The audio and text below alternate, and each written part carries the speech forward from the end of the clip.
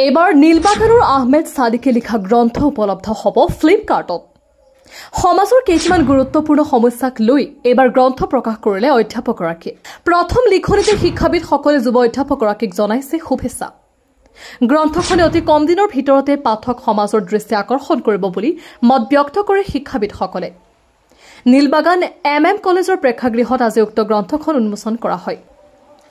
Some Broken Things Are Beautiful নামৰ শীৰ্ষ গ্ৰন্থখন আজি আনুষ্ঠানিকভাৱে উন্মোচন কৰা হয়। এই উপলক্ষে নীলবাগান কলেজৰ প্ৰেক্ষাগৃহত অভিযন্তা আইনুল হক চৌধুৰীৰ পৌৰোহিত্যত এখন উন্মোচনী সভা অনুষ্ঠিত হয়। উক্ত উন্মোচনী সভাত মুখ্য অতিথি হিচাপে হোজাই জিলা আৰক্ষী অধীক্ষক সৌৰভ গুপ্তা উপস্থিত থাকি যুৱ লেখকগৰাকীক শুভেচ্ছা জনাই উৎসাহিত কৰে। লগতে হোজাই ৰবীন্দ্ৰনাথ ঠাকুৰ বিশ্ববিদ্যালয়ৰ অৱসৰপ্ৰাপ্ত অধ্যাপক R.K. ৰথ, আজমল ফাউণ্ডেশ্যনৰ HR মেনেজাৰ আতিফ আমিন, ইউনাইটেড পাব্লিক স্কুলৰ অধ্যক্ষ হুছেইন আহমেদ, কলেজৰ অধ্যক্ষ আৰু অধ্যাপকসকল উপস্থিত থাকি উৎসাহিত কৰে যুৱক লেখকগৰাকীক। কিতাপৰ বিষয়বস্তুসমূহ হৈছে কিছুমান ভঙা বস্তু সুন্দৰ হৈছে, প্ৰকৃতিৰ হৃদয়ভংগ, দৰিদ্ৰতা আৰু কিশোৰৰ সংগ্ৰামৰ এক গভীৰ অন্বেষণ। ইয়াৰ পৃষ্ঠাবোৰৰ জৰিয়তে আহমেদ সাদিকে পাঠকসকলক এনে এখন পৃথিৱীলৈ আমন্ত্ৰণ জনায় য'ত ভগ্নতাই লুকাই থকা সৌন্দৰ্য প্ৰকাশ কৰে আৰু প্ৰত্যাহ্বানবোৰ আশাৰ কাহিনীলৈ ৰূপান্তৰিত হয়। কিতাপখনৰ প্ৰশংসা কৰি কি ক'লে শিক্ষাবিদসকলে শুনাই লৈছো কিছু মন্তব্য।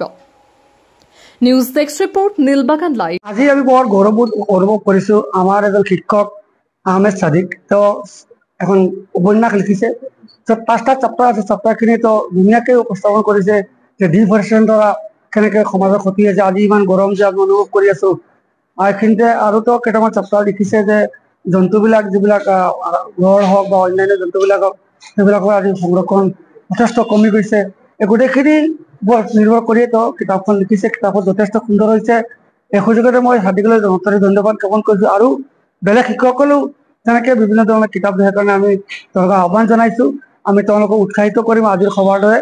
আৰু মই এই সুযোগতে সাদিকলৈ আন্তৰিক ধন্যবাদ জ্ঞাপন কৰিছো। আৰু পাঠক সমাজক মই অনুৰোধ কৰিছো, আমি বহুতে আজিকালি মোবাইললৈ ব্যস্ত হৈ যাওঁ। আপোনালোকে মোবাইলটো এৰি কিতাপ কিনক, কিতাপৰ লগত আহক, কিতাপখিনি চাওক। ভাল ভাল কিতাপ আছে, চেমুৱেল স্মাইল হওক, সত্যনাৰায়ণ বৰাদেৱ হওক বা সাদিকৰ কিতাপখনক আপোনালোকে এইখন কিনক, কিনি ভালকৈ অধ্যয়ন কৰক। আশা ৰাখিছো অধ্যয়ন কৰিলে আপোনালোকে বহু কথা জানিব পাৰিব।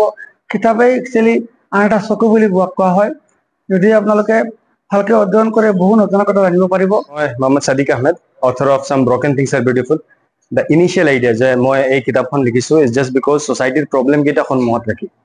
দ্য বিগেষ্ট প্ৰব্লেম আমাৰ ছ'চাইটিয়ে ফেচ কৰি আছে ইজ বিকজ ডিফৰেষ্টেশ্যন। আজি ইমান গৰম, so' much heat, excessive amount of heat কোনটো কাৰণত হৈ আছে? Because of excessive amount of deforestation. ইয়াতে মোৰ বুকত এটা চেপ্টাৰ স্পেচিয়েলি মেনশ্যন কৰা আছে ৰিগাৰ্ডিং ডিফৰেষ্টেশ্যন। মানুহে যি অন্তৰত গছ গছনি কাটি আছে আৰু এনিমেলছ স্পেচিয়েলি ওৱান হৰ্ণ ৰাইন'চৰাছৰ হৰ্ণটো ডিহৰ্ণ কৰাৰ কাৰণে যি প্ৰচেছ কেইটা চলি আছে, এই প্ৰচেছৰ কাৰণে এটা স্পেচিয়েল চেপ্টাৰ মই বুকত মেনশ্যন কৰিছো। বাদ বাকী আৰু 4 চেপ্টাৰ আৰু আছে চেপ্টাৰ বহুত কেইটা। এই চেপ্টাৰ্ছত এনেকুৱাই society related every single problem, all the problems that are link with society, এই চব মই বুকত লিখি আছো এণ্ড বুকত লিখিছো। So' I request every single one of you to please have a copy and read it. Thank U.